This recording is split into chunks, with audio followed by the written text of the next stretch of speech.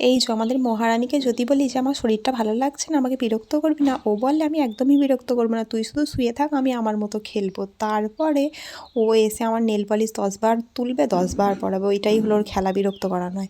আর দেখতে দেখতে দেখো মার্চ মাস পড়তে না পড়তেই আমার ফুলগুলো পর্তুলিকা কি সুন্দর ফুটে গেছে। বেশি কালার ফোটেনি, শুধু হলুদ আর গোলাপিটাই ফুটেছে, জানি না আর কী কী কালার হবে। আর ছবি তোলার সময় ওরকম হঠাৎভাবে যে মৌমাছিটা চলে আসবে আমিও বুঝতে পারিনি। এই হলো আমার সেই নীল গোলাপ তো আর হলো না। এবারে কালারটা আবার দেখছি একটু মনে হচ্ছে আলাদা আলাদা হবে, কি জানি বুঝতে পারছি না। হালকা ফুটেছে, তো দেখা যাক পুরোপুরি ফুটলে আবার কালারটা কেমন আছে। আগের বারে তো দেখলাম কালারটা আলাদা এসেছে। স্ট্রবেরি গাছ আমাকে যে এত বড় সারপ্রাইজ দেবে ভাবতে পারিনি। আবার দেখছি ফুল ধরেছে। আর এইদিকে আমার মৌসাম্বি লেবুর গাছটায় প্রচুর গজি বেরিয়েছে নতুন নতুন, আর ফুলও ধরেছে। আর আগের ভিডিওতে একজন কমেন্ট করেছিল যে দিদি তুমি আমার নামটা নেবে, তার নাম হলো অর্পিতা। তুমি খুব ভালো থেকো আর আমার পাশে থেকো, ভিডিওগুলো অবশ্যই দেখো।